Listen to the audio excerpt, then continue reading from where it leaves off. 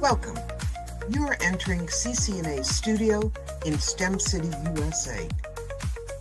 CCNA is committed to equity in education, social justice, and health.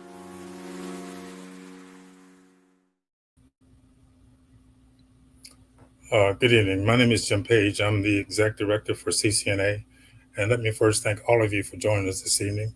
Our topic is suicide prevention and how we can work together to address our community and tackle this problem as a team.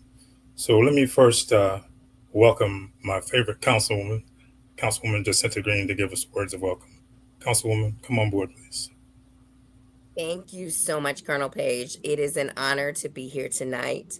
I thank you and CCNA for bringing together such a strong and diverse panel to talk about such a very serious topic that affects us all. And it is an honor to represent the City of Alexandria, our City Council, and greetings from our Mayor, Aaliyah Gaskins, as well. Suicide prevention is a topic very near and dear to my heart. It has touched me and my family, and it's something that stays with you. And I'm very honored to represent a city that provides resources for those in need, that people know that there's always someone there and their city is there to help them when they're in need and when they're in crisis. So very honored in that regard. We're going through very tough times from a budget standpoint, but never ever will we waver from the support from a mental health standpoint, and working with our partners such as you, Colonel Page, CCNA, Marcia Jackson at ACPS, and many others that, come forward and fight for, the youngest to the oldest here in Alexandria, making sure that they're taken care of on a day-to-day basis. And so I thank you for this forum. I thank you that you continue to make sure that we put the things in perspective that we truly need to focus on. And this is a serious topic. And my office brought forward a proclamation recently where you were in attendance. And it was in honor of my friend that passed, but also in honor of everyone within our city that lost their lives to suicide prevention. And as I serve and continue to serve in this capacity, I will always uplift this topic of suicide prevention. So thank you for having me, and I look forward to the conversation.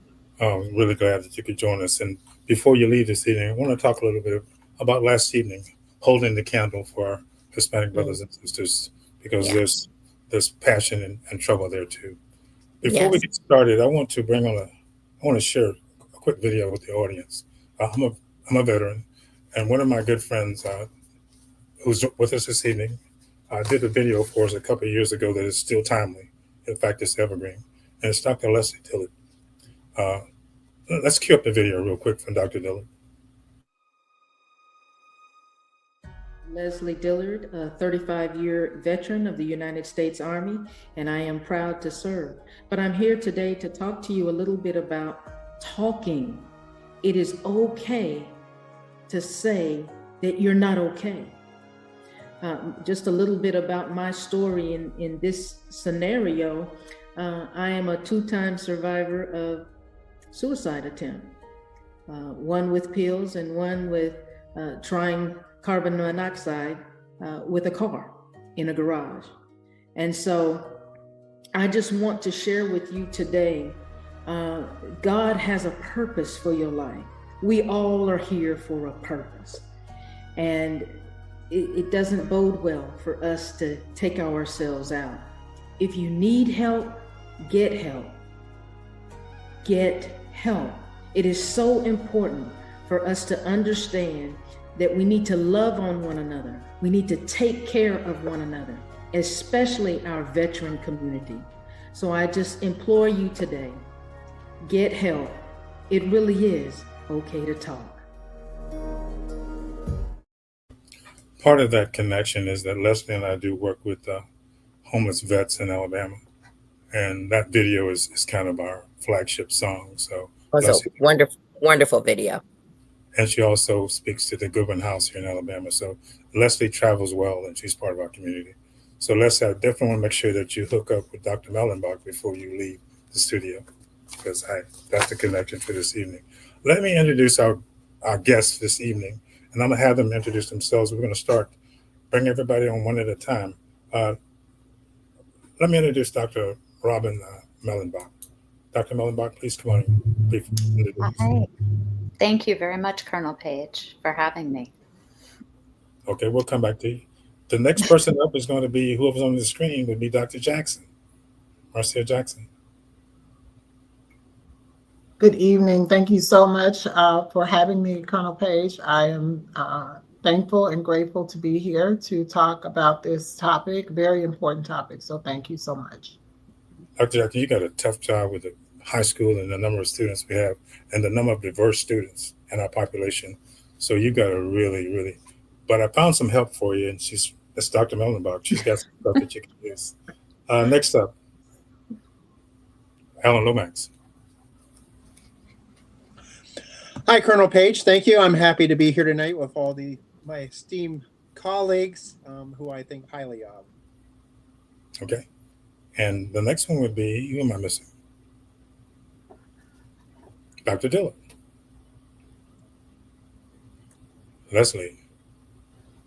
I'm here. I'm not sure what's going. Can you hear me? I can hear you. Just go ahead and introduce yourself off camera. I'm Dr. Leslie Dillard, and I'm just honored to be here to tell my story as a survivor, but also to collaborate with your other panelists as we try to tackle this issue of suicide. We haven't gotten our hands wrapped around it, but we're moving in the right direction, and so I look forward to working with all of you all. Good.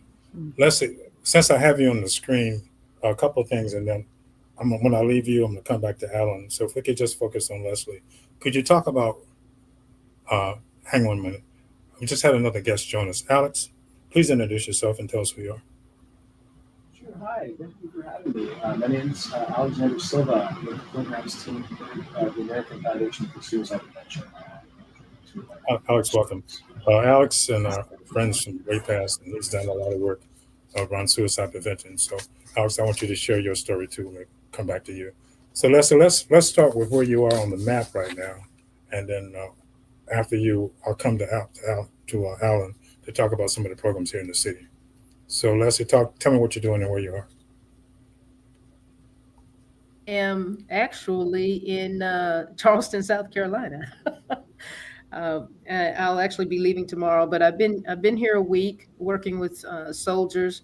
As you know, we've got our National Guard all over the nation right now doing some things, and so I was here to help support their training and evaluation as they go out into the community and support missions across the nation. But being able to travel like I do affords me the opportunity to spend time with soldiers, former soldiers, veterans, if you will, and talk about a myriad of issues and concerns that are kind of sticking in their craw a little bit. And so suicide prevention, many of us have lost soldiers, whether it be in combat or from a suicide. And so being able to talk to soldiers and veterans about what they're feeling, what they're going through, and even what's in the community for them to reach out and say, hey, I need some help. Or there's nothing in a community, or they just don't know sometimes what's available. And so we have to get the word out to where they can go to get the help that they need. So are they being receptive to what you're offering, Dr. Dillon? Oh, absolutely. Actually, I believe just from my own experience as a veteran, being able to talk to another veteran or another soldier who's experienced what I've experienced, whether it be through a lifetime career in the military, or even had someone commit suicide, or even having thought about it, the ideations themselves. It's always easier to have the conversation with someone that you can actually identify with, that they actually understand. Yeah, I had that feeling before. and then you can kind of collaborate and commiserate on how you got through it, and being able to share. And it really is just about talking. Our society wants to fix things with pills, right? You need a pill for this, and your emotions are all over the place. You may be bipolar. We don't want to hear that. It may be true, but that's not the first thing a person wants to hear. They want someone to hear their story, and then let's talk about the solution.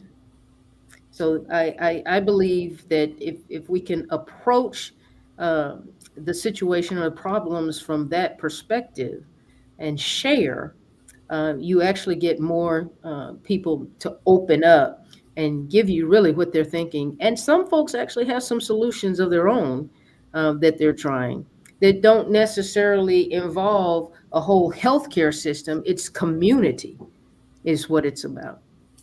We've talked about this several times, but was there a turning point for you after the second attempt? What was that one thing that helped? It actually was the community. People that I didn't think were watching, and because I was of a particular rank and position in that community, sometimes you don't realize people are watching you as closely as they are. And on the day that I made the attempt, it just happened to be a pastor who shouldn't have even been on my side of town. She was supposed to be doing something else. So that just goes to show you how God steps in. Okay. And she showed up. And then put the church community around me to bring me through that crisis. I don't want to put you on the spot, but when I come back to you, I want you to share the story of your dad, and how you sent him away at Arlington. That's always inspirational. I'll come back to you. Let me bring on somebody who's always late. And this is Dr. Jean Axius. Jean, please introduce yourself quickly, and we'll come back to you. Jean, please.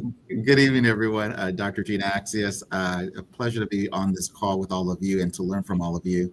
I am the president and CEO of Creating Healthier Communities. We're a nationwide nonprofit organization that support and partner with 5,000 nonprofits across the country to address the barriers to health, holistic health, mental health, physical health, environmental justice, the whole 9 yards. So really looking forward to being on this call. I'm going to try to change my background in a second here. I'm calling in from a hotel in New York, and I'm sure you guys will want to see my backdrop. So, Jean, when I come back to you, could you give us 3 or 4 minutes on what you're doing to address loneliness and isolation based on our recent conference? So go ahead and change clothes and change your background. What's the background? That's the background. And I'll come back to you in a minute. So you see how he does it. I mean, I'm going to cue you up now tell us what you're doing here in the city, some of the programs you're working, and kind of give us the lay of the land. Go ahead, Alan. Well, sure. Well, actually, for tonight's perspective, I'm actually more regional. So in Northern Virginia, which involves the city of Alexandria, but we have the Suicide Prevention Alliance of Northern Virginia, which involves the 5 mental health agencies that we call Community Services Board. But it covers 5 jurisdictions, which happens to be Fairfax Falls Church, County of Loudoun County, Prince William County, Arlington County, and then the city of Alexandria. And this is a broad community coalition that was founded in 2016. It's one of 5 coalitions that was created by the Commonwealth of Virginia in order to address suicide prevention throughout the area. What we do is we're leveraging our resources. So each of the community services boards, the mental health agencies, have their own suicide mental health work going on, but what we do is we leverage that and have a broad region-wide messaging and training and linking it together, so we're able to really make better use of the limited resources that we have. We are lucky; we do receive some federal and state funding in order to do this work. But some of our major programs that we have going on in each of the jurisdictions, including the city of Alexandria, there's a Lock and Talk program. So a Lock and Talk program includes providing free Lock medication boxes to community members. So we do a lot of community events. We give away free medication lock boxes so people can put their prescription drugs in a lock box in case they have somebody who may be in the family or in their house who may be tempted to harm themselves with medication. Actually, it's interesting. Over the summer, we've had a number, when we've been doing tabling, we've had a number of college students who are going away to college who have medication. And they've been very thrilled to get these lock boxes in order to take with them. The other aspect of the Lock and Talk program happens to be gun and trigger locks in order to reduce access for weapons as a method of suicide. And we give these locks out for free. I'm very proud in the city of Alexandria, thanks to our Councilwoman Bagley, Councilwoman Green's colleague, who actually worked for the clerk of our court. And when people go in to get permits for guns, they are offered a free gun lock if they wish one. So this really cuts it right down as they're getting their permit. They have opportunity to get a gun lock or trigger lock or whatever they need. But this year, another item that we give out throughout the entire Northern Virginia. And several other things that we do. So, for instance, there are a number of walks that go on. Suicide Prevention Walk. As a matter of fact, last Saturday I was in Loudoun County. They were having the American Federation for Suicide Prevention was having their Loudoun County Walk. Our colleagues in Loudoun County in the Community Services Board were tied up with their own event, and they needed somebody to do the Suicide Prevention Alliance in Northern Virginia table. And I and another colleague of mine in our group covered that. So they were able to do their work in Loudoun County from the Community Services Board perspective, and we were able to make sure that Suicide Prevention Alliance was covered as well during the same time period. So that's another way of leveraging resources. Alan, do you think you've been effective with the lockbox program? I'm sorry? You think the lockbox program is effective?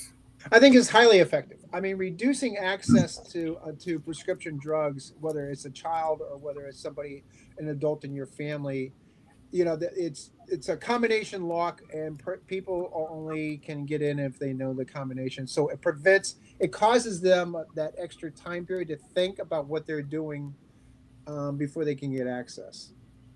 One of the things that we talk about often is the CSBs and the lack of facilities to treat mental illness patients. Can you talk a little bit about that and how having more CSBs and more coordination works? Well, one of the things is they actually identify where the gaps are in the needs and how they can better work together. One of the most important things for the CSBs, the Community Services Board, though, happens to be is that they are all sharing practices and ideas about how they can do things better, whether peer support is a good method that they should be employing or whatever. I will tell you, in Alexandria, we don't always like to say that some other jurisdiction in Northern Virginia is doing something better, but I know just through the Suicide Prevention Alliance, we learned from our colleagues in Arlington and Fairfax, they're doing something that some of us may not be thinking about, and vice versa from what we're doing in Alexandria. So, but we do recognize there's not enough services that are being provided, and it plays a role in whether it's in crisis intervention. Particularly, I know our police department is, and as well as other police departments, are always struggling during times of crisis when they have somebody that they've brought in to get services, and there's not enough services, and our police officers need to stay and sit with the individual they're accompanying until they actually get to receive the right amount of services. So it does cause some differences, but our CSBs do work together to address that issue, and they're able to tell their story down in Richmond to the General Assembly about why we need more resources here in Northern Virginia. One last question, then I'll come back to you later. You're on the committee for community safety with the police. Yes. Can you think about how that weaves into suicide prevention? Are we doing the right thing with our police force and our law enforcement agencies from your perspective? From the city of Alexandria, I would say yes. We've had crisis intervention teams in the city of Alexandria for a number of years, and now since the Commonwealth of Virginia passed the Marcus Alert program several years ago, we have trained behavioral specialists who go out where police officers are now through the Marcus Alert system. There's a triage when people call in 911 or 988. and through the triage center, they decide what is the appropriate response, whether it's a police officer or whether it's just a police officer and a behavioral health specialist or just a behavioral health specialist. So I'm very proud of what we've been doing in Alexandria. I know all of our police officers, our sheriff's deputies, and even our magistrate in the office of the magistrate have all been trained in crisis intervention. Let me do a pulse check. Councilwoman Green, are you picking up anything that you can take back to the chamber?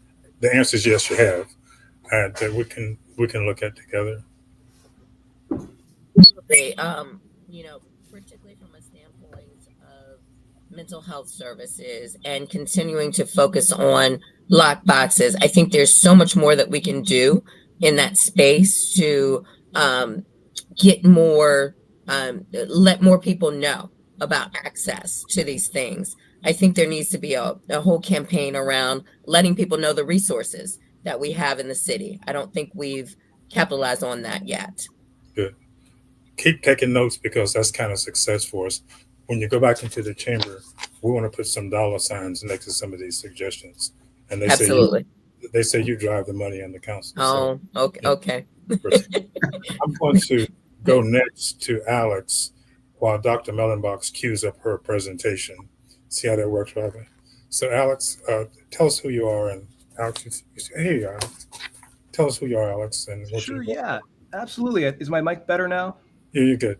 Okay, great. Hey, my name is Alexander Silva. I'm with the American Foundation for Suicide Prevention. I work on the programs team, and I manage our military veteran initiatives. I started that as a volunteer in the National Capital Area chapter. And hey, Alan, Dr. Lomax, thanks for your work with the Loudon Walk. And I met Colonel Page in the National Capital Area chapter almost 5 years ago. And man, I'm so excited to be here with everybody. This is the exact example of the kind of community coalitions and work that we need to see scaled. And yeah, my role, I guess, informally, it's to be a proud military alien. It's kind of how it feels sometimes. So for some context, I'm coming out of the Air Force. I did 12 years in the mental health career field and lost a friend to suicide, started volunteering with my local AFSP chapter, and one thing led to another, and here we are in this role. And what that means is that I can be a Trojan horse, and I still consider myself to primarily be a volunteer in this community. But I'm the only veteran in our organization right now, and it's been a huge privilege to be able to help figure this out and help us find our place at the table. So for just some basic context to who we are. So we've been around since 1987. We're the largest source of funding for suicide prevention research in the world. And what we do is we fund research grants through those walks so that we can all understand suicide. And what we do in the programs team is we take those findings and we turn them into free education programs, which volunteers go out and execute within their communities. We've got 73 chapters in all 50 states, DC and Puerto Rico, that are run by the volunteers from the communities themselves. You know, the DC chapter has got about 500 something volunteers and 2 paid people. And so what we're doing right now is we're finding our place at the table. So right now we're preparing to launch a program that will be called Talk Saves Lives, Supporting Our Veterans. And this is going to be a program that is unique because it's not meant for veteran audiences to be given by other veterans. This is a program that's meant for general audiences. If somebody's watching who doesn't know, veterans die by suicide at the highest rates in the first 12 months after separation. And this is a program that's aimed at the communities veterans are coming back to, with the idea that you don't have to have served in the military to help somebody who has. And so it helps people understand this population and understand that for some people, it's not as simple as go talk to somebody. You know, it can be really confusing and frustrating when there's a veteran in your life that you are worried about who doesn't want to get help, and especially because veterans have more resources available to them than the civilian population does, but often we don't use them. And so those pieces we're talking about, time and distance, right? We are huge on helping to create time and distance between somebody who's thinking about suicide and their way to end their life so that they can have some time to find the ground. And I commend the work that we're doing here so much. I almost forgot what the question was. I got excited. unique Alex, challenges. no, Alex, how are you doing? I'm good. I'm good. I'll say I've been out of the military almost 2 years now, and going military to nonprofit. I'll say the organization. The joke I like to say is the organization's gotten firsthand experience of helping a veteran get out of the military and figure out for the first time what deductibles and copays are and how to communicate. In an environment that I'm coming from the enlisted side. I'm used to executing my commander's vision, and so it's been a really, really cool opportunity to figure out how big and different the world is. But I miss it. This is it's so helpful to be able to talk to other veterans who have served. And something I'm really learning is that you can take Tarzan out of the jungle, but that doesn't mean you can just take the jungle out of Tarzan, right? And recognizing that our organization is really making these big steps to try to reach new communities in ways that make sense for them. So I really hope to be able to share a little bit about this program with you. We're piloting it right now, and it's going to be free. And yes, thank you so much. And, I'll come back to you in a minute. Yeah. Welcome back, man. Okay, we got Dr. Mellenbach queued up to talk about George Mason's Center for Military Health. Go ahead, Dr. So thank you very much. I mean, I did have a small presentation, but first I just want to thank Alex and Dr. Dillard for sharing their stories, because you're absolutely right. It starts with the stories and the listening and the connection. And I just put together a few slides. The George Mason Center for Community Mental Health, we basically are a nonprofit that is connected to George Mason University, and we are training the next generation of behavioral health providers. So psychologists, social workers, counselors, as well as undergrads going out into the community. And suicide prevention is so critical to so much of what we do. And we are providing these services to the community. We're in the community. We want to be in the community. So I did want to share a few resources with everyone, and really to echo, folks, you're not alone. We're here to help.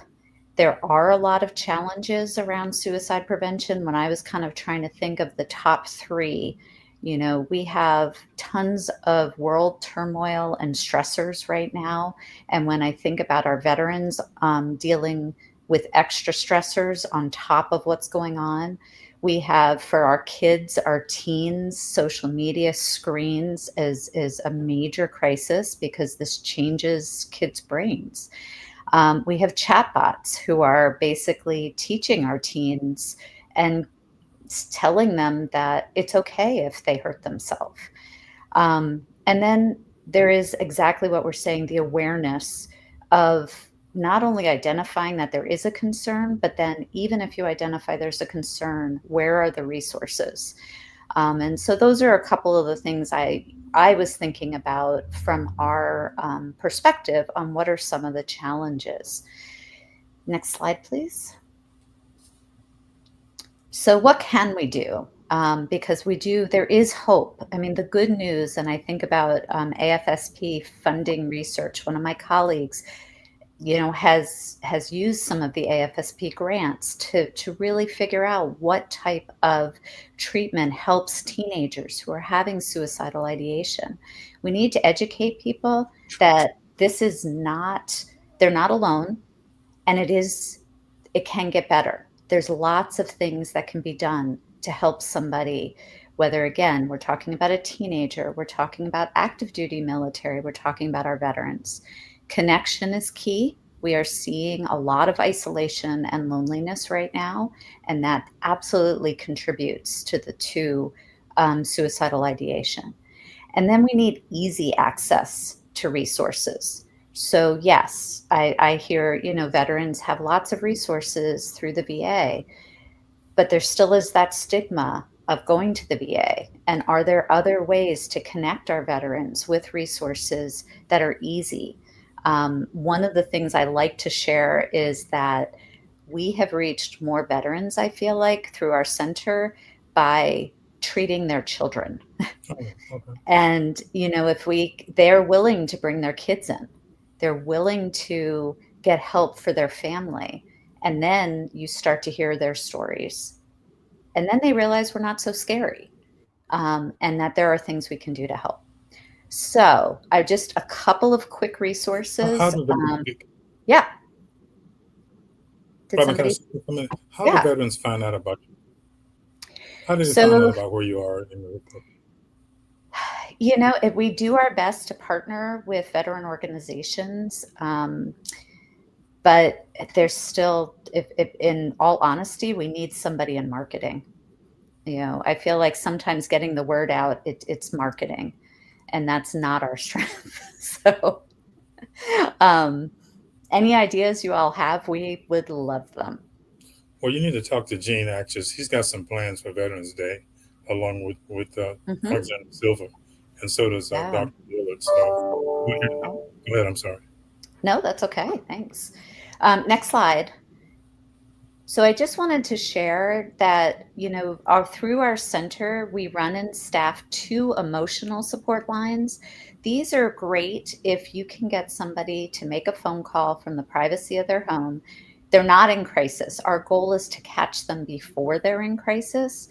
And these emotional support lines, 12 hours a day, 7 days a week, one in English, one in Spanish. And again, we're happy to provide these resources anywhere. So happy to come and talk about this more. Next slide. And then very exciting, we have a new opportunity for veterans.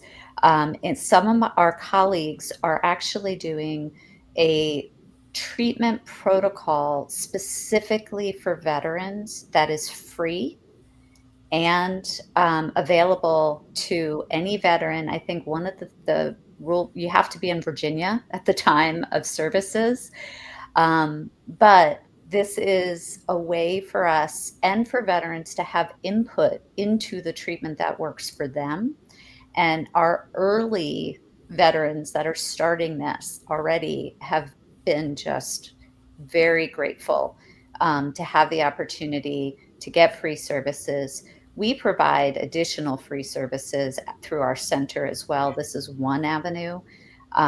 We work with law firms, with veterans who are looking at discharge upgrades, lots of different supports. And veterans don't pay for services at our center. We have fundraising specifically to help. In addition, by training our trainees to work with our veterans and our community members, we're finding that they're more likely to go out and work in the community to, pay it forward as well. Next slide. Again, I just always like to put the pictures in because, suicide prevention begins with all of us. There's so many things that we try to do to get the word out. And you can turn off the slideshow now. But really it's getting the word out and making it okay to talk. And the one other nice thing I'll just share about a training clinic is trainees take the extra time to really listen.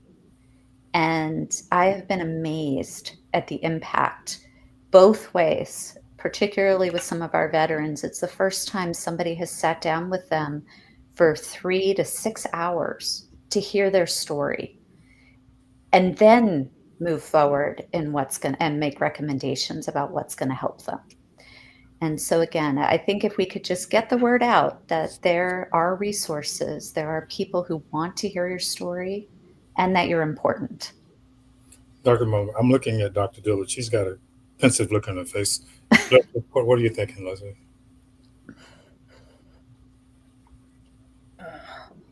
First of all, thank you, Dr. Mullenbeck.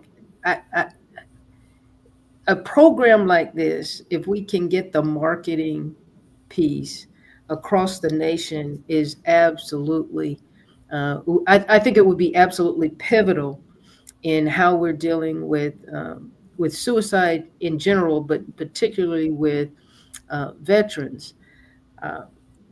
I'm a big proponent of let's talk it out. You know, um, again, this program, I will work with you to a marketing strategy together,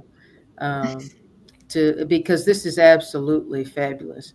Yeah, the thing about programs, they're only as good as how far they go, and so um, being able to say that you need some help with the marketing piece is the first step in actually getting that accomplished. So I think we can collaborate and come up with some ideas on how to get the word out about this program, and then maybe partner with other universities, because I know one of the key things you said was you have to be in the DC area. Um, Just for the therapy side, I will tell okay, you just for the therapy. the Okay. emotional support lines, we've gotten calls from across the nation because Okay. those are free, anonymous, and confidential. They can be, anybody can call. Mhm. But for the therapy piece, but I'm part of a network of other training clinics across the country, Mm. many of whom also do similar work with veterans. So, Virginia is not the only place where some of these services are available. Excellent. Alex, any thoughts from you on this? I think that's a great resource. I actually already sent it to somebody who's in Virginia and said, "Hey, you're still in Virginia, right?" Because I know he hasn't been doing so well. So I'm hoping to hear back from him. Yeah, no, thank you for the. Dr. Mellenbeck is going to invite you out to her place. Anyone's welcome. I would love to have you all. Go across the. But we're also happy to come to you. Well, I want them to go to your place for lunch. I will have to have the tacos.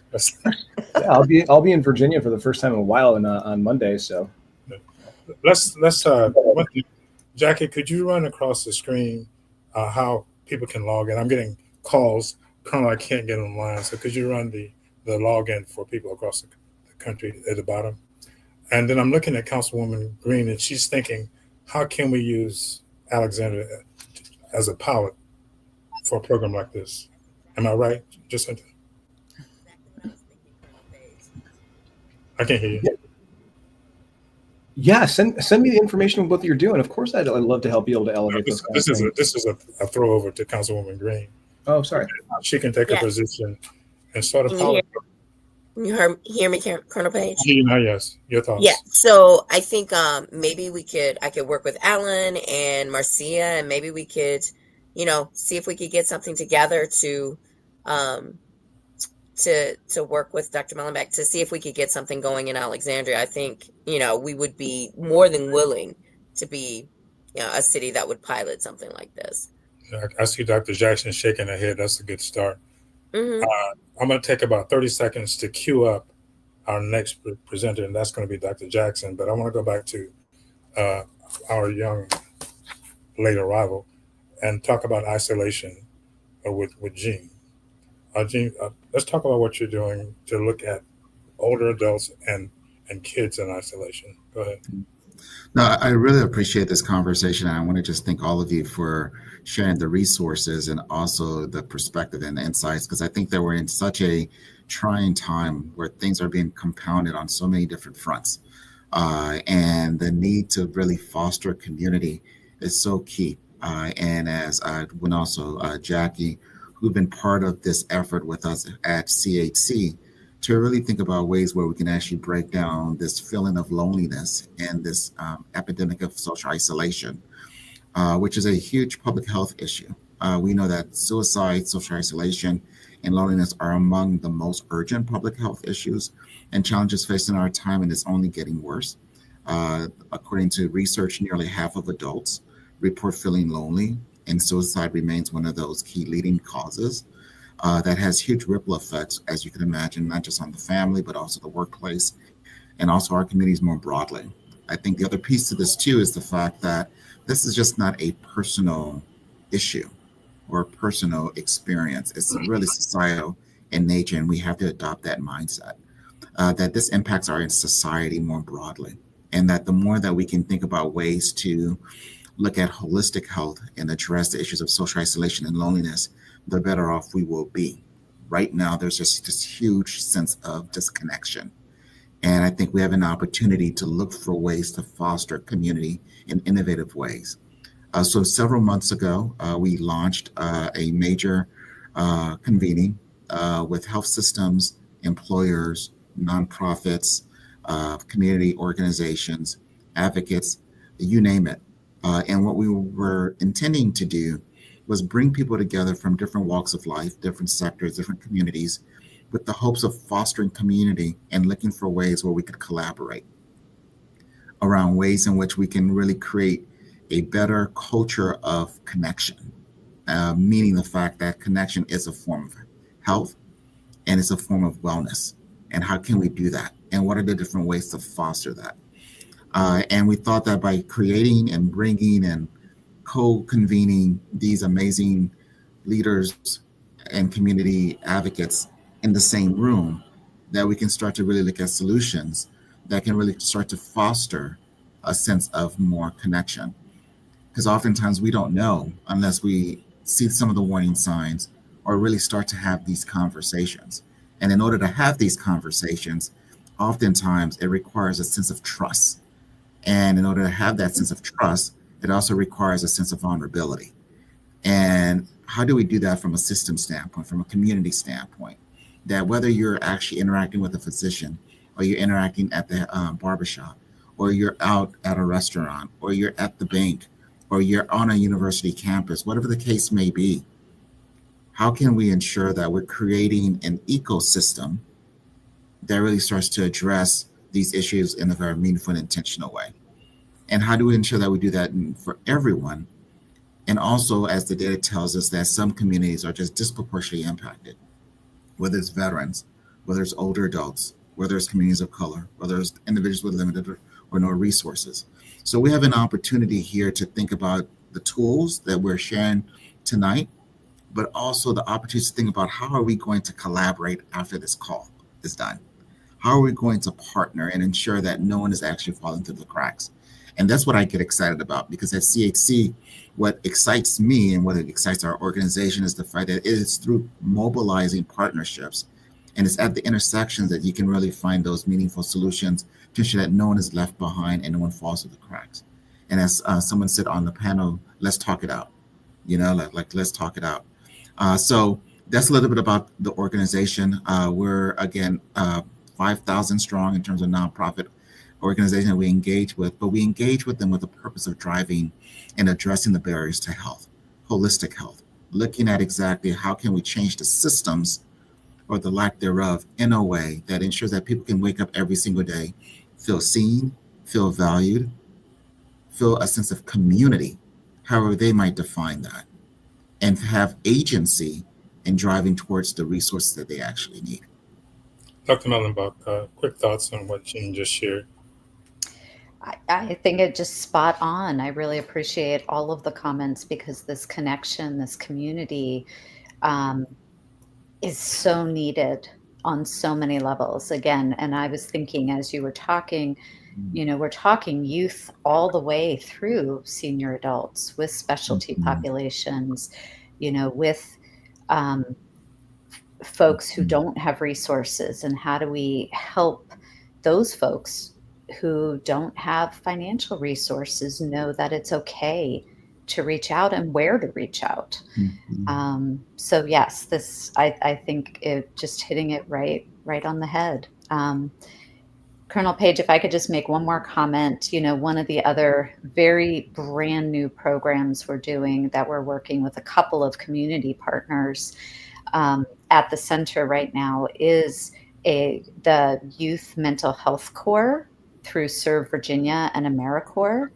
And through our center, we're doing both the academic community partnership to reach youth across Virginia, specifically around suicide prevention. We had a 4-day training for those, hopefully youth leaders, on a national evidence-based suicide prevention program. And then the goal is to get people trained to bring it to the schools. So hopefully that is something we can also talk about with Alexandria City Schools. Well, I'll see if I can get them on the phone for you. Yeah. Perfect transition. Could you cue up our next video, Quan, please? We're sending you signals every day. We are sending you signals every day. We're sending you signals every day. We're sending you signals every day. I'll be feeling sad. but you're too busy to notice. We are sending you signals every day. I'll tell you that I'm feeling afraid, but you'll just tell me everything's okay. I'll get real angry about something, but you'll take it personally. We are sending you signals every day. My grades will drop, and you'll yell at me for not trying. I stopped caring about how I look. And you didn't even notice. We are sending you signals every day. I don't see my friends anymore, and you think it's good that I'm always home. We are sending you signals every day. I'll tell you I wish I could go to sleep and never wake up. And you tell me to stop staying up so late. We are sending you signals every day. I need you to look. I need you to listen. And ask me if you can help.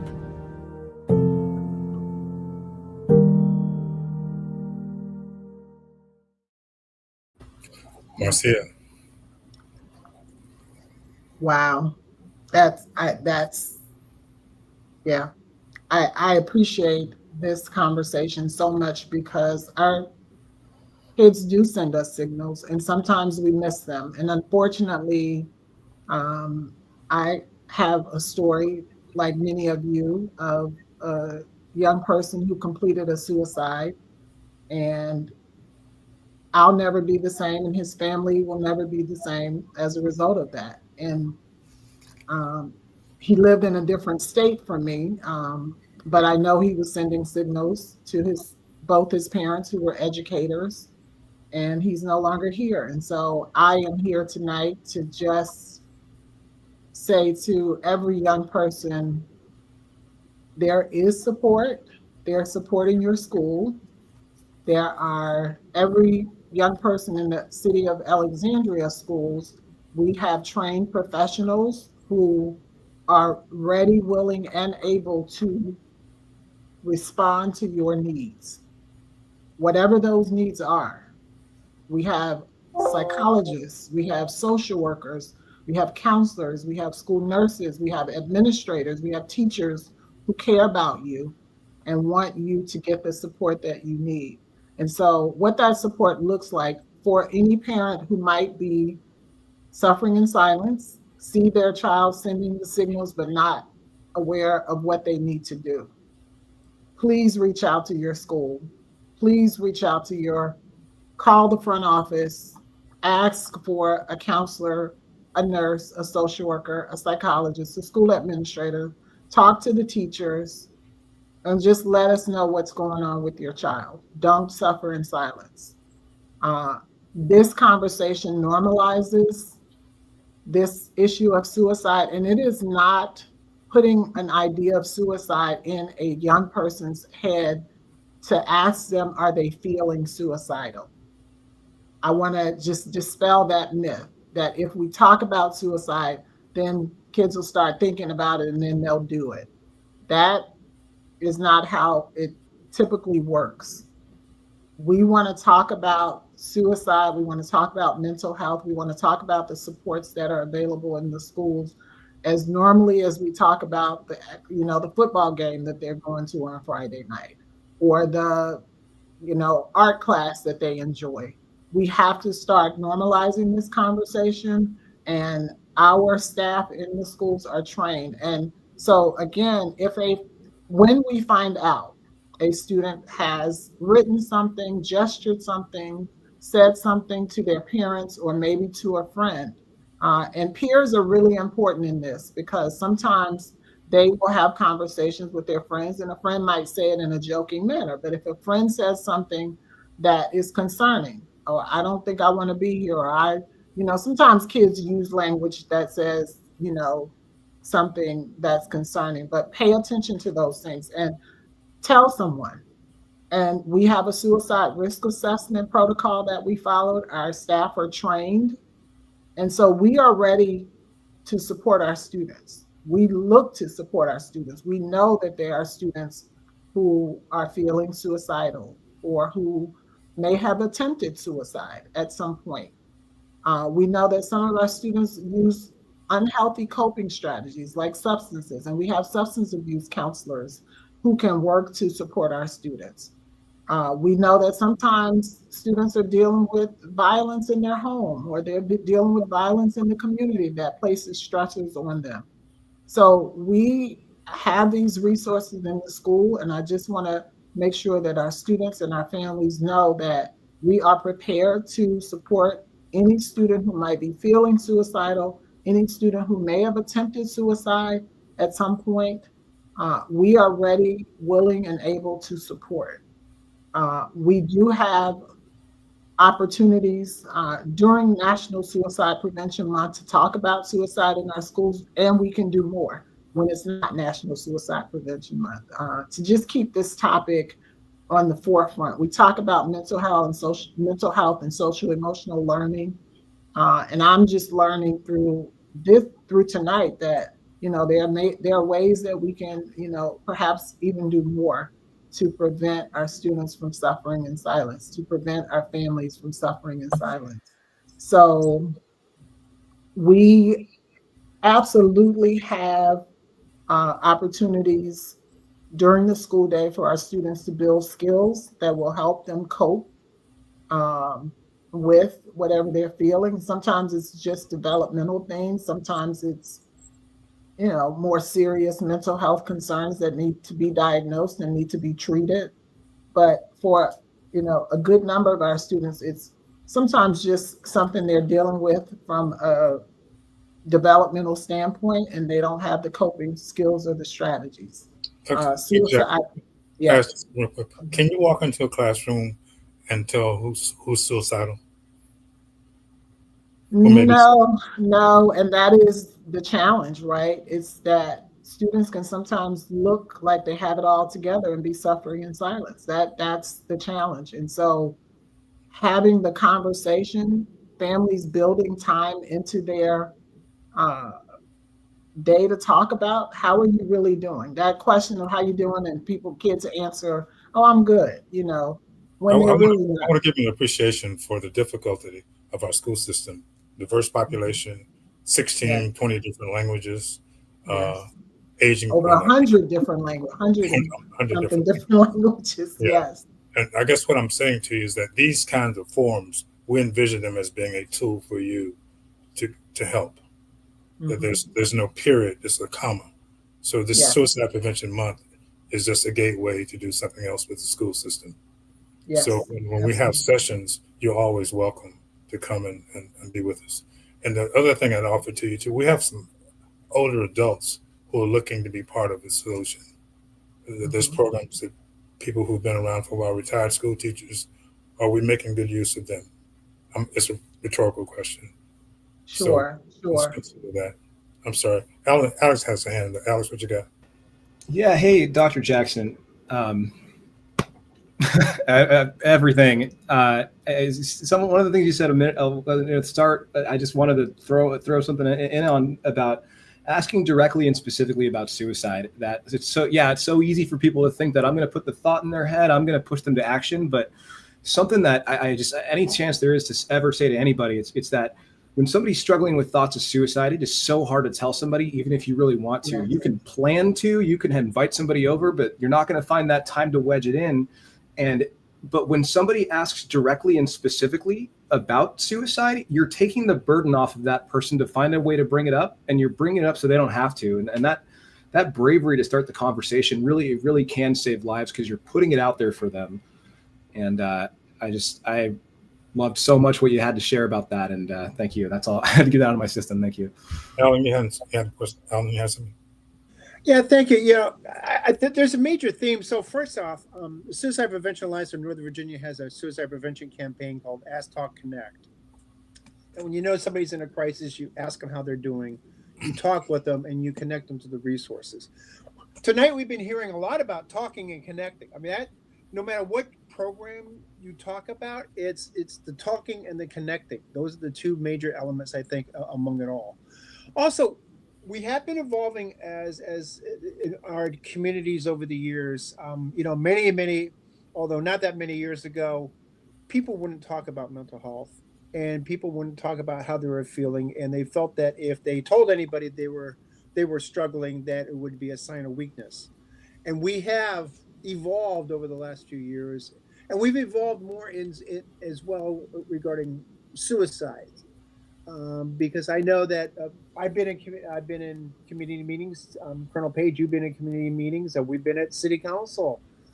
where we start talking and talk about that we've had somebody in our own lives who have taken their lives through suicide, and everybody else starts going, "Oh yeah, that happened to me too." And people in the audience were thinking, "No, no, I'm the only one. I'm the only one here tonight who's lived through that." And I think we need to talk more about that. So we know that a lot of people, more than we can even imagine, have struggled, whether they're survivors or whether they're a family member who has gone through this or struggling with it right now. That it's important for all of us to be willing to talk about it. And I know the other thing we talked about economic and people who may not have the means to be willing to go get access to services. But we're also well aware, unfortunately, there's a lot of people who are celebrities who seem to be doing well economically or whatever, who are also struggling. And their biggest aspect of it is, while they have the financial means, they're just not comfortable reaching out to get to those resources. So again, we need, as Dr. Dillard, we need to talk, and connect. And I think that's the biggest thing that we need to be doing among ourselves, among our communities, and as a nation. Well, let me share something with the panel. One of the things that we talk about among ourselves is when we have these sessions, these Hollywood Square sessions or breakfasts, you always ask, who's not in the room? Who should be here? And Dr. Jackson, this is your first time with us. I am so glad that you're here. So I just drew a little diagram, and you've got a permanent seat at the table. So you don't have to respond, you just show up. And that's I appreciate that.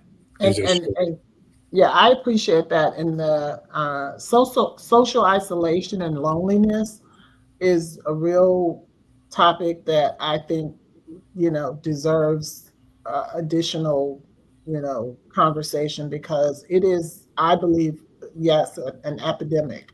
And it's also among our students. And because technology is kind of taken over, I think our students are spending more and more time alone, not really engaging in extracurriculars, especially the students who struggle with their mental health. What about the parents? Same thing. I think some parents don't know how to necessarily engage. COVID, you can blame it on COVID, right? Took some of that social equity away from all of us. And so how do you recover from that? It's not just automatic. It's got to be intentional. So I really appreciate the conversation about social isolation and loneliness, and how we can break that, and how we can build communities again that are strong, that look out for one another, that are connected, and don't discount the power of a relationship with one person that will just check in with that young person or any person to make sure that they are okay. And if they're not okay, point them in the direction of resources. And there are many resources out there, and just that outreach and somebody taking that first step to check in, and as Alex said, to make sure that that person knows, hey, I'm concerned about you. I can support you, and then I may need to seek out additional help to get you the support that you might need. So there are resources out here, but I think there's just a real challenge with isolation and loneliness. Sometimes it's more about the messenger than the message. Absolutely. Absolutely. I'm going to push the program along, and Veterans Day is coming up in about a month. One of the things that we struggle with as veterans, and unless I'm coming to you and Alex, is that in the military, traditionally, we were told not to worry about mental health. Leslie, talk to me. Yeah, your career could be ended. And that started the services down a path where people were reluctant to come forward. I joined the Army in 1983.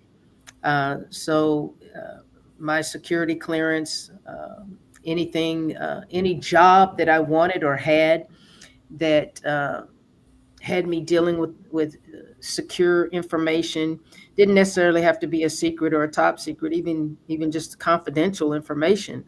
If you admitted to someone that you were having some unhealthy thoughts, or you were enraged and going to the mental health clinic, and we made a joke about it, right? Oh, that person Leslie's on the seventh floor. You know, uh, it didn't lend itself, and the services didn't lend themselves to actually healing people during for most of my service.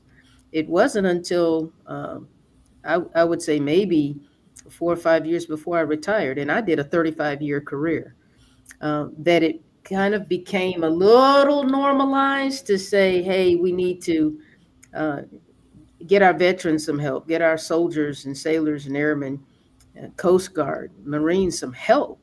Um, you think about this last generation of war. We spent 21 years in war. How can we not have mental issues across all the services?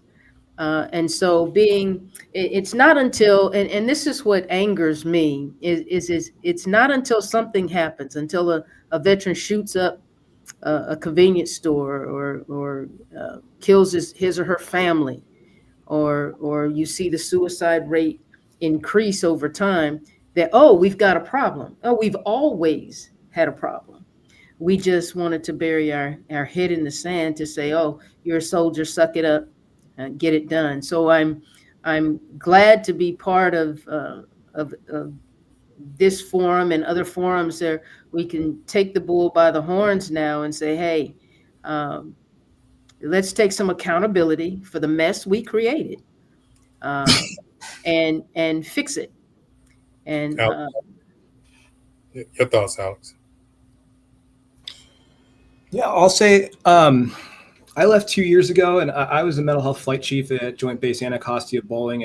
And when talking, I can go all day about the processes in under the hood, how decisions are made about when somebody seeks help. And one of the things that I really appreciate about your sharing, Dr. Dillard, is that the military is constantly changing.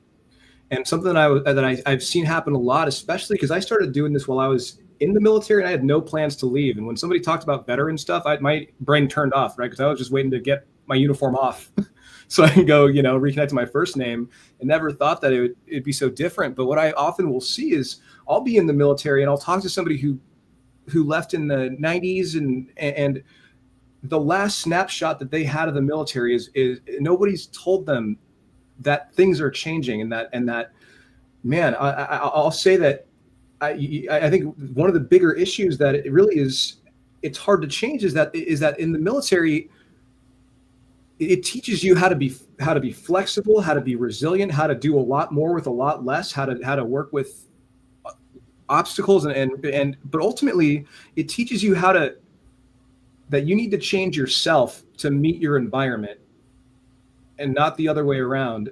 And that really can build so many protective factors, but it also can make it really hard to ask for help when you need it and recognize that you need it. But I'll say that, when being able to talk to the commander or talk to leadership when they're worried about a service member that they have who's saying nothing's going on, I don't need any help at all, and we can't do anything, and then something happens and everybody piles onto the commander for not doing more, and I'll say that's rough. And ultimately, these are populations when something happens, you have a lot less places to point at for what went wrong, because the DoD takes care of your entire life, and it's something. But what I'll say is happening now is that, this is not true for all career fields and all branches and all units, but we're going to a place where when somebody seeks help and raises their hand and says, I need to take a knee and go talk to somebody before an incident happens, they're demonstrating reliability. They're demonstrating that they recognize when they need to take themselves and make themselves a better asset to the military than they were before.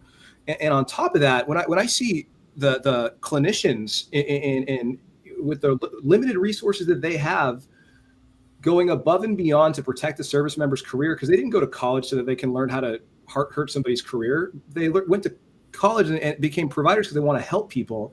And I've got to say, like, man,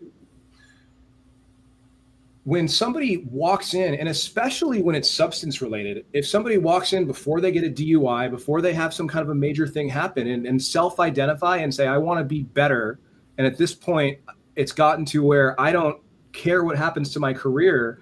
I just need to, I can't live with or without the drinking, or without whatever the issue is. The sense of relief that I get to see a commander have, that the service member's never going to see, when they come in and say, what's going on with my service member? And we say, hey, they're in the hospital right now. They needed to go detox. Oh my God, are they okay? You mean that they didn't have an incident? I don't have to report up that something happened under my watch? If they had their way, they would take that person who got help and they would use that as an opportunity to show everybody else that you can get help and it can help your career. But the issue is that mental health, people want to go in discreetly, get their help, and go back out without anybody knowing the difference. So you don't really see a lot of the success stories that happen. And but I've seen them, and I've seen leadership, and I've also seen people completely mess that up, especially with some branches that. But we're getting there, and that's what I really want to just make sure we're walking away with. That there is a lot of work to do, but man, the systems in place, the resources. When you look at DISPO, the Defense Suicide Prevention Office today, and the amount of effort that they're putting in to make sure that this stuff is accessible,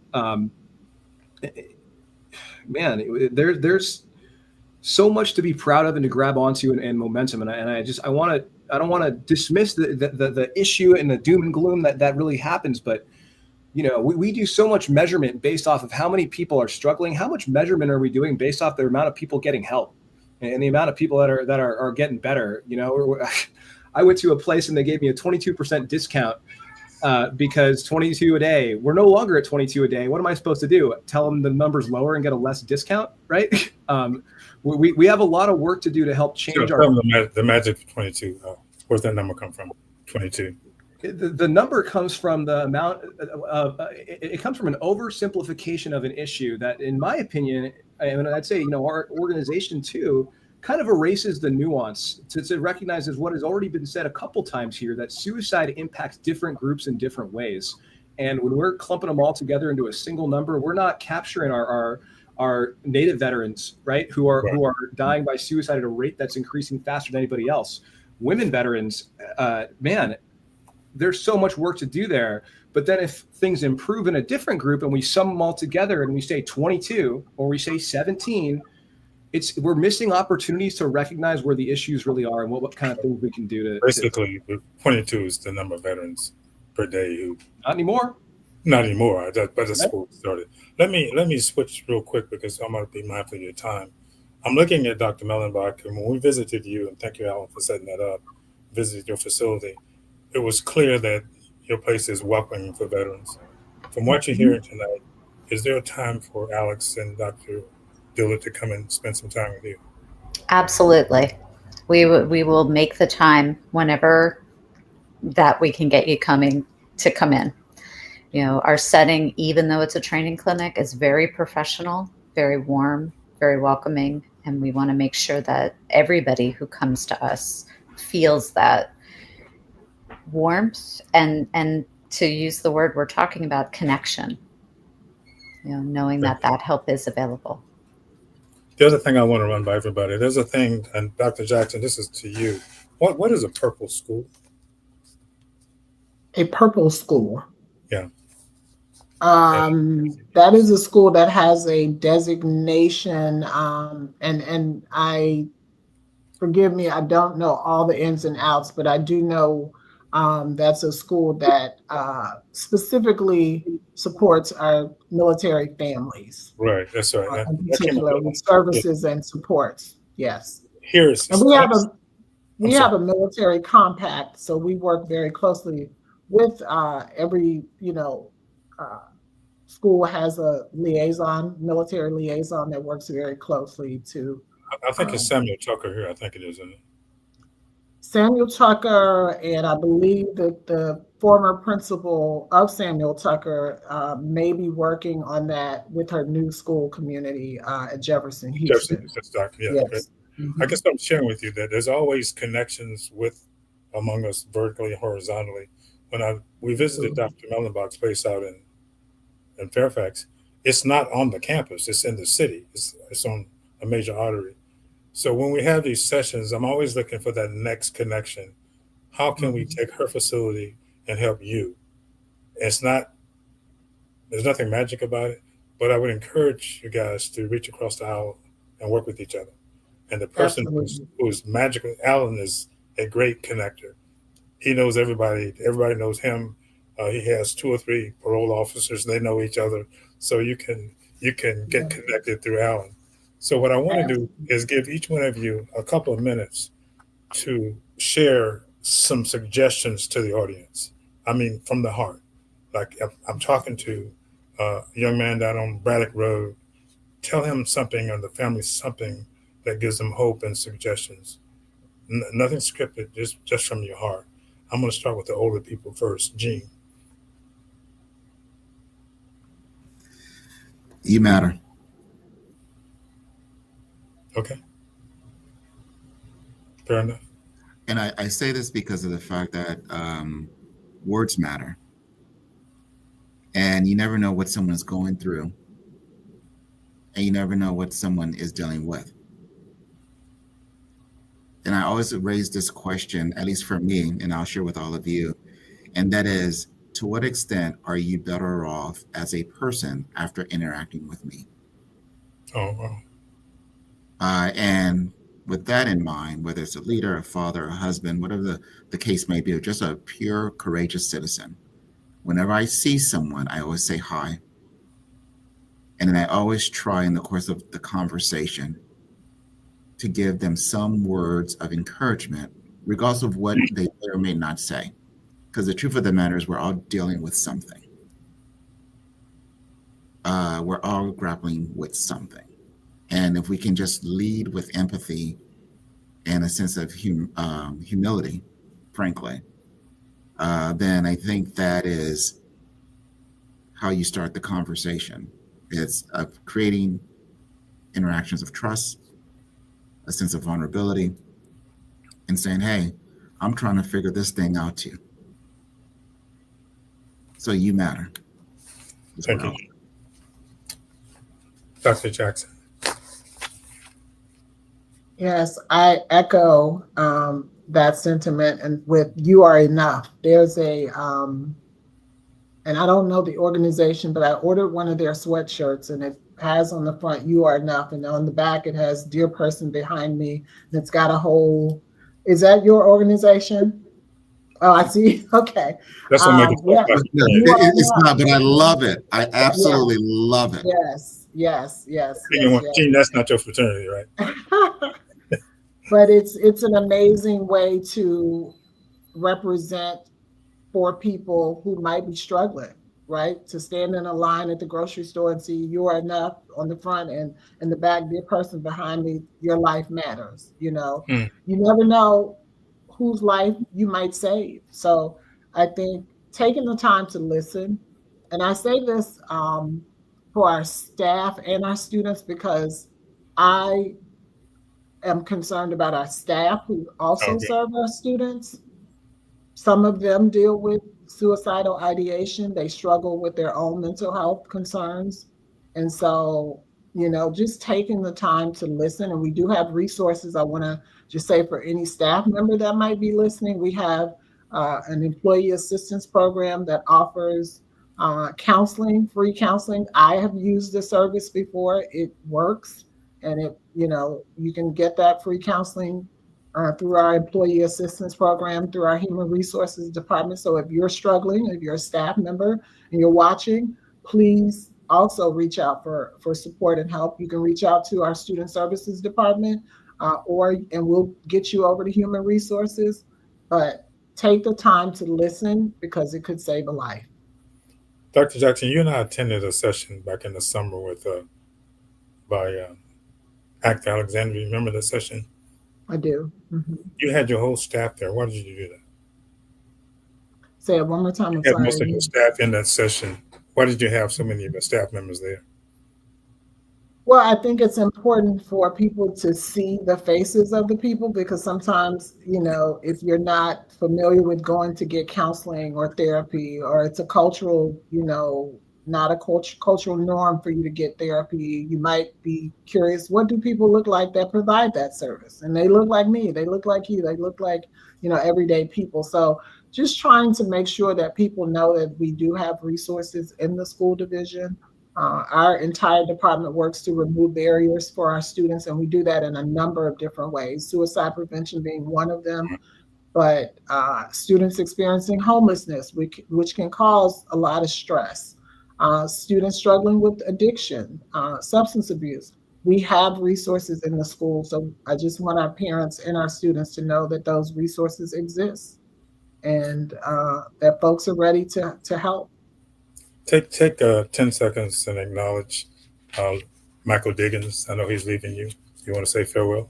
Mr. Diggins has left us already, and he had an amazing 30-year career and served across the city of Alexandria, his 30 years as an educator, and I'm so grateful for his service. He ended his career in our department, serving our students in a number of ways, and I am certain that it is not goodbye for Mr. Diggins. It is just to watch him grow into his next role, serving the Alexandria community that served him. But I do appreciate and acknowledge his 30 years of service to ACPS.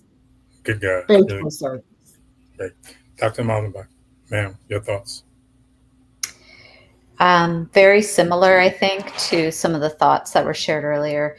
Kindness costs nothing. And the impact of a kind word is huge. I think especially in the current climate that we're all trying to navigate, we know that our youth, particularly from self-identified minority backgrounds, from gender identity minority backgrounds, we know that they are getting some messages that they don't matter, and that's not true. And so one kind word to say, I see you, I hear you, a text just to say, hey, thinking of you, it just can have a huge impact. And within your circles, again, don't be afraid to ask the hard question. Are you thinking of hurting yourself? Are you thinking of suicide? It does not cause somebody to, have that idea all of a sudden. And as I think we heard, I think it was Alex say, but it may have been somebody else, I apologize, that it's often a relief, particularly for our teenagers. And all the teenagers are much more aware of mental health now than they used to be. And we don't want them to get their information online or from AI or from social media. We want them to talk to us. So reach out. I'm thinking of you. One kind word, grocery store, the gym, walking in the neighborhood. One kind word makes a huge difference to somebody's life. Thank you, Robin. Councilwoman Green, your thoughts?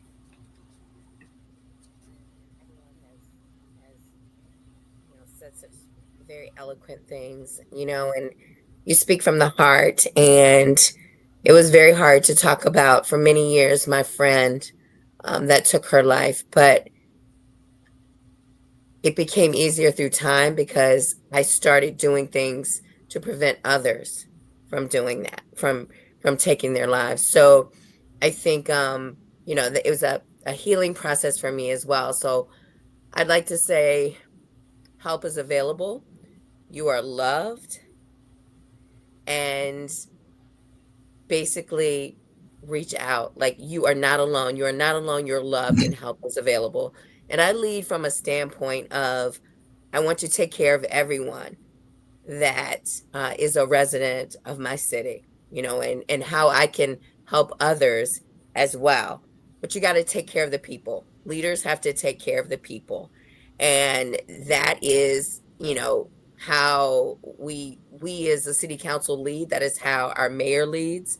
And the resources are going to be available, particularly from a mental health standpoint, because it is an issue that we keep, at the forefront. It is something that we focus on, whether it's our veterans, whether it's in our schools, whether it's a regular everyday resident.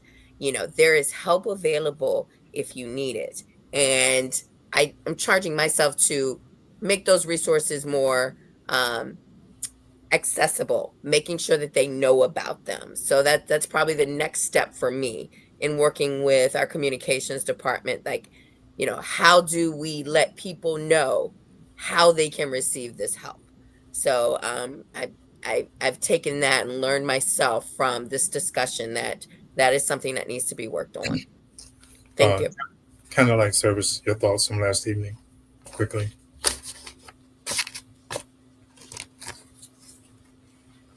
The candlelight service. Last evening, your thoughts about that? Yeah, that was powerful, Colonel Page. And, they pull that together very quickly. And to see the amount of people that came out, our community is struggling with many things. We're positioned very close to Washington, D.C., where a lot of things, affect us as well. And we need to make sure that our immigrant community is taken care of, that they feel safe, that they can walk with their children down the street and know that they're going to get home safely, that their children don't have to come home from school and not see them at home. We are making sure that we take steps to make that happen. We're making sure that people, that our immigrant community knows their rights, and working with the nonprofit organizations that work with them to make sure that we ensure their safety. Congratulate you on them. Good Thank you. Dr. Dillard, ma'am, please.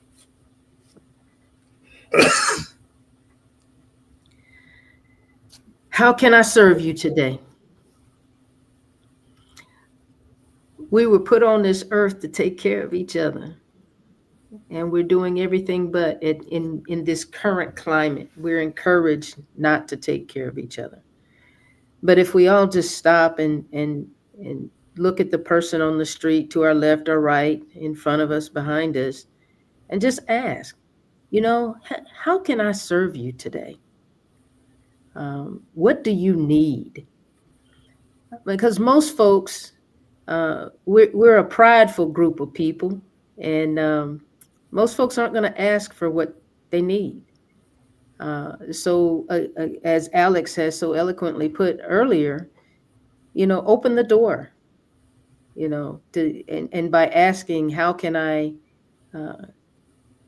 serve you today? It puts people back on their heels and it disarms them.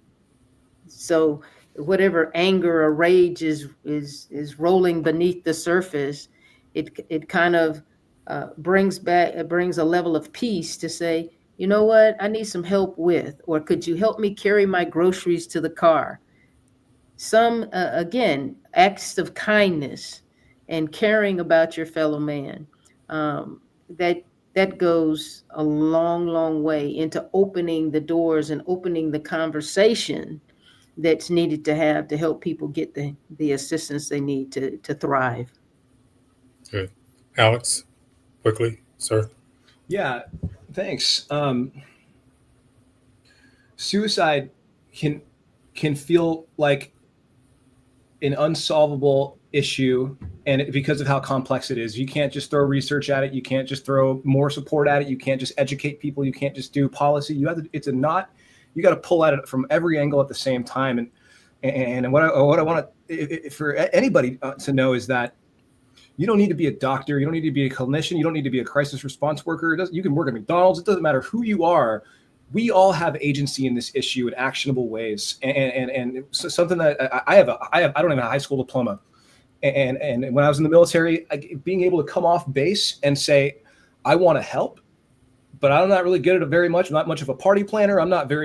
But they need somebody to figure out how to get the tables and tents from this storage unit to this site by this time. And I got 2 arms, I got 2 legs, and I know a couple people who might be able to help. And by doing that, being able to see that stuff come together, if you don't come from a policy background, but you care about this issue, you can sign up with afsp.org and be notified when there's going to be a vote coming up in your city about taking away funding for crisis response lines or trying to implement bridge barriers. And we'll write the email for you and tell you where to send it and get another voice out there. And we even fly people from all 50 states once a year to go talk to the representatives in Congress about issues going on. And how cool is that to not be an expert, to not necessarily be able to dedicate your entire life, but just to care and want to show up. There are so many ways to get involved with this stuff. And what I'd like to ask you is, if I could just ask for one thing in a different hat, it's said at the beginning of this, I'm a proud military alien, and I'm gonna take my AFSP hat on and I'm gonna put my veteran hat on. I'm gonna just ask. So we've been developing a program for about a year now, and it's piloting. And I'm really hoping I picked the right battles all on the way to get this right, and especially because not everybody understands these communities, and it's not launching until Veterans Day, but we still have time to make this right. And I'm going to ask that if anybody's able to, we're piloting it now. There's going to be one that we're doing on 8 October virtually, and I'm hoping that if you see it and you're able to, that you can rip it apart. You can tell us every single thing that's wrong with it. Because what I don't want and what I'm worried about is us being a bunch of nerds about suicide prevention, making programs and resources for each other. We're already bought into this. And when we think about people who aren't passionate suicide prevention people, they're going to walk right past this conversation, but they care too. And it impacts every single group. And if you find somebody who's not interested in this conversation, but they about implementing strategies, but they care about the issue, put them in the room with us, and let's not leave until they're happy with what we're talking about and what we're doing, because we need to make this stuff accessible. And I'm going to put something in the chat if you're willing to consider coming on October 8th and just let us know how we get this right. Send it to me. Alex, you said you weren't much of a planner, but you are a hell of a guy, and you're a good friend too. Thank you, Alan. You get the last word.